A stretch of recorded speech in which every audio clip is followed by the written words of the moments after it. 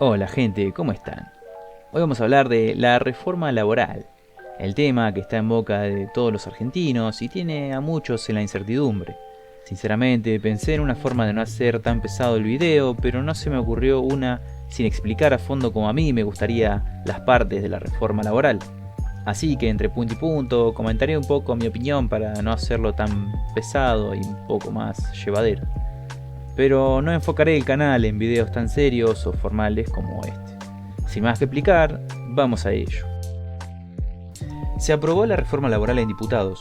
El gobierno volvió a obtener una victoria, pero como se introdujeron modificaciones, el proyecto deberá volver al Senado para su sanción definitiva.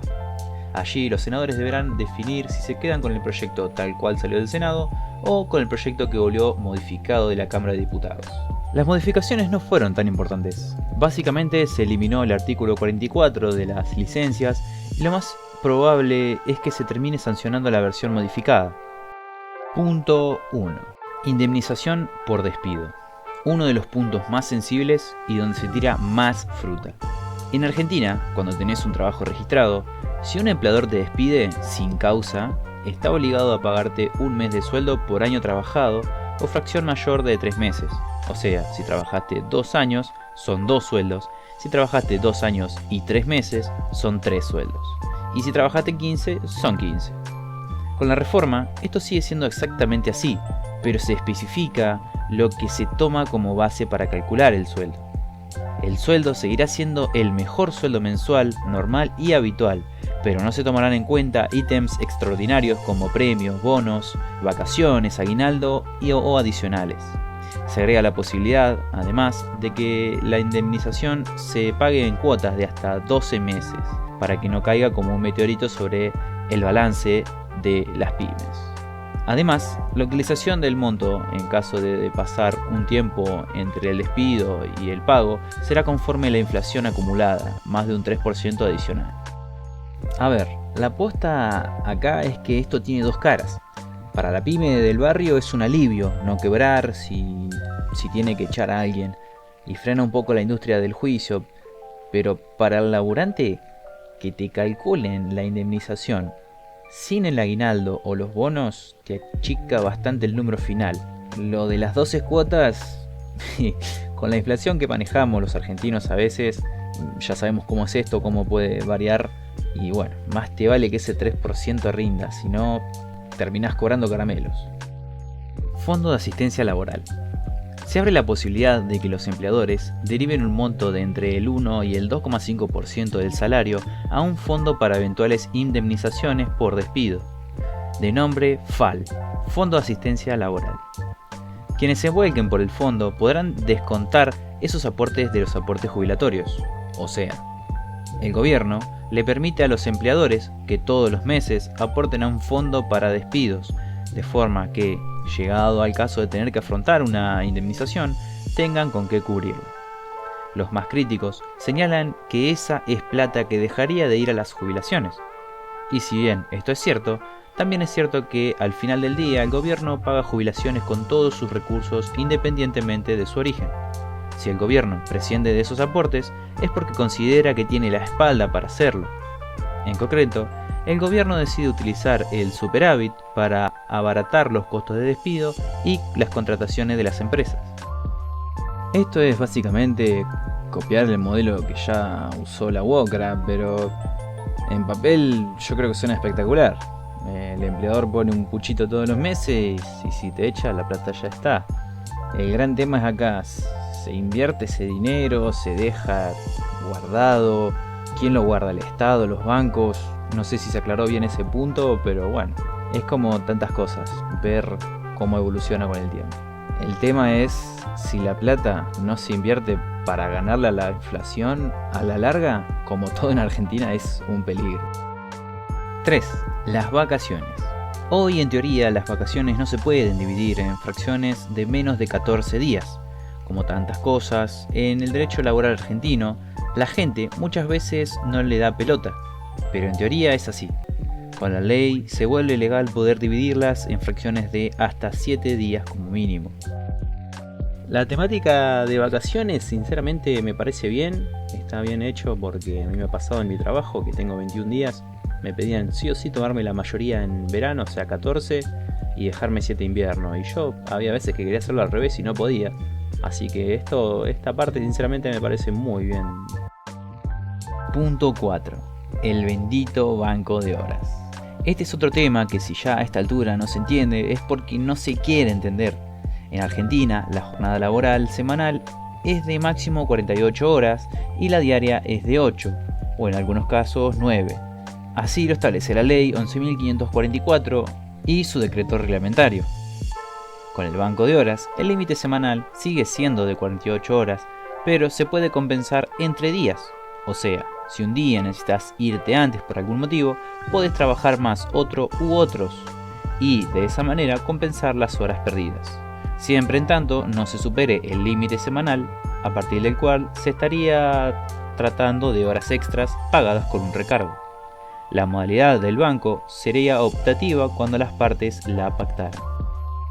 Ojo con esto porque puede ser un arma de doble filo muy mala. Si tenés un buen jefe, es un golazo. Te vas antes un viernes si querés porque metiste una horita de más de lunes a jueves, el viernes haces media jornada, muy tranqui.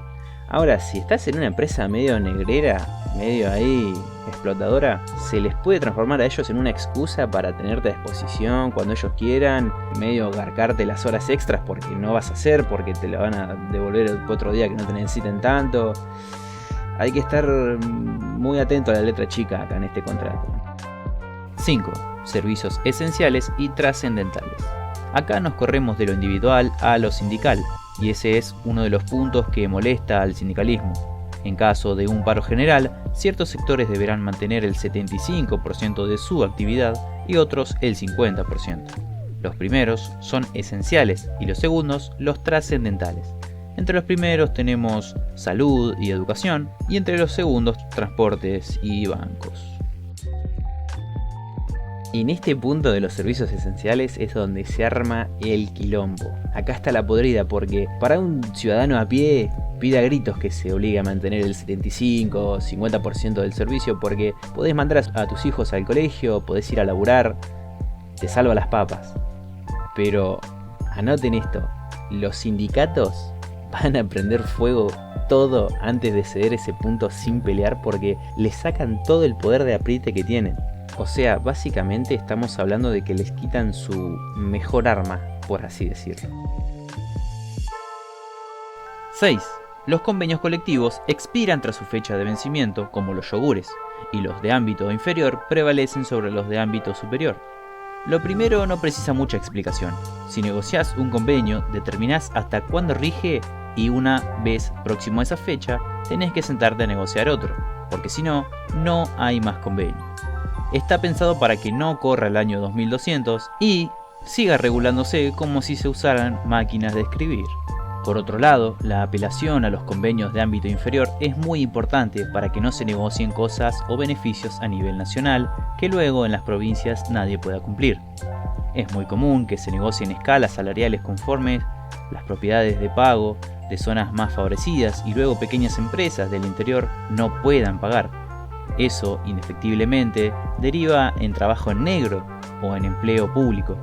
Con esta modificación clave, cada empresa, provincia o región podrá negociar su propio convenio y siempre el particular prevalecerá sobre el general y no al revés.